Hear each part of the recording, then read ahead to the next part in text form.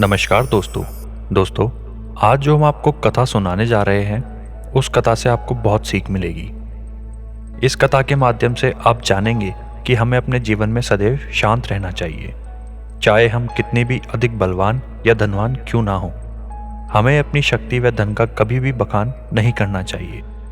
दोस्तों, इस कथा से आपको बहुत सीख मिलेगी, इसलिए हमारे साथ अंत तक बने रहिए। आगे बढ़ने से पहले आप सभी से एक निवेदन है कि अगर अभी तक आपने इस चैनल को सब्सक्राइब नहीं किया है तो सब्सक्राइब कर लें और बेल आइकन पर क्लिक करके हमारे परिवार का हिस्सा बन जाएं।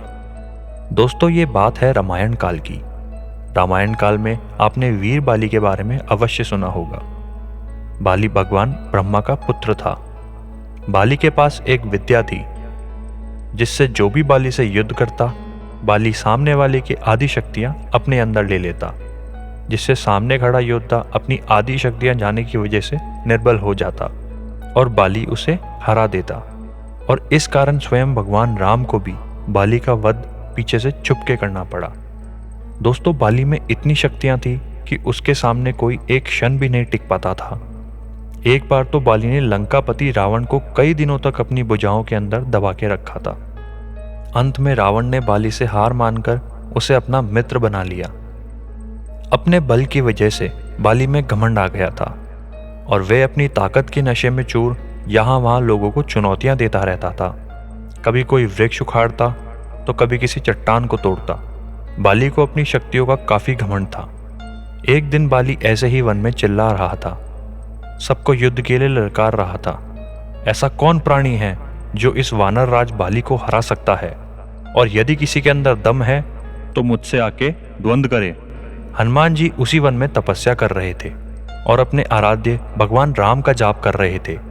बाली के चिल्लाने से उनकी तपस्या में खलल पड़ा और उन्होंने बाली से आकर कहा, हे वानर राज, आप इतने बलशाली हैं और आपको कोई नहीं हरा सकता, लेकिन आप इस तरह क्यों चिल्ला रहे हैं? बाली ने हनुमान जी से बोला, मुझे किसी से द्वंद्व करना है। हनुमान, मेरी शक्तियां ललकार रही है, क्या तुम मेरे साथ द्वंद्व करोगे? बाली की यह बात सुन हनुमान जी ने आदर के साथ बोला, वानर राज, मुझ में कहाँ इतनी क्षमता जो मैं आपसे द्वंद्व करूं? आप तो अति बलवान हैं। ये सब छोड़िए, इन सब में कुछ नहीं है। जाइए, जाकर भगवान श्री राम का नाम जपिए।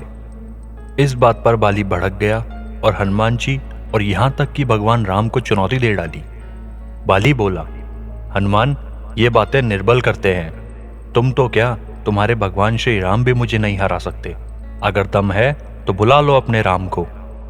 अपने आराध्य श्री राम का मजाक उड़ते देख हनुमान जी को गुस्सा आ गया और उन्होंने बाली की चुनौती स्वीकार कर ली। तय हुआ कि अगले दिन सूर्योदय होते ही दोनों के बीच दंगल होगा। अगले दिन हनुमान जी तैयार होकर दंगल के लिए निकल ही रहे थे कि ब्रह्मा जी प्रकट हुए। उन्होंने हनुमान जी को समझाया कि वो बाली की चुनौती स्वीकार ना करें। इस पर हनुमान जी ने कहा, भगवान, बाली जब मुझे ललकार रहा था तब तक तो ठीक था, लेकिन उसने श्री राम जी को चुनौती दी है, इसलिए मैं उसे सबक अवश्य सिखाऊंगा। ब्रह्मा जी ने उसे फिर से समझाने की कोशिश की। ब्रह्मा जी से हनुमान जी बोले, अगर अब मैं पीछे हट गया तो दुनिया क्या कहेगी? इस पर ब्रह्मा जी ने कहा, ठीक है, आप दंगल के लिए जाओ, लेकिन आप अपनी शक्तियों का रेश मात्र हिस्सा ही लेकर जाओ और बाकी बल अपने आराध्य के चरणों में अर्पित कर दो। दंगल से लौटकर आप अपनी शक्ति पुनः हासिल कर लेना। हनुमान जी ब्रह्मा जी की इस बात को कैसे टाल सकते थे? हनुमान जी मान गए और कुल शक्तियों का 10वां हिस्सा लेकर दंगल के लिए चल पड़े। दंगल के मैदान में कदम रखते ही वरदान के मुताबिक हनुमान जी के शरीर में उपस्थित शक्तियों का आधा हिस्सा बाली के शरीर में जाने लगा। इससे बाली के शरीर में जबरदस्त हलचल शुरू हो गई। उसे लगा जैसे कि ताकत का समुद्र शरीर में हिलोरे ले रहा है। बाली को ऐसा लग रहा था मानो उसकी रगों में अंगारे दौड़ रहे हों। चंद ही पलों में बाली को लगा मानो उसकी नस फट जाएगी और रक्त बाहर निकलने लगेगा। बाली दर्द से चिल्लाने लगा, जोर जोर से कहारने लगा। बाली बजरंगबली की शक्तियों के 10वें भाग का आधा हिस्सा भी नहीं संभाल पा रहा था। अब बाली को ऐसा लग रहा था कि थोड़ी देर में ही उसकी मृत्यु हो जाएगी। तभी वहां ब्रह्मा जी प्रकट हुए।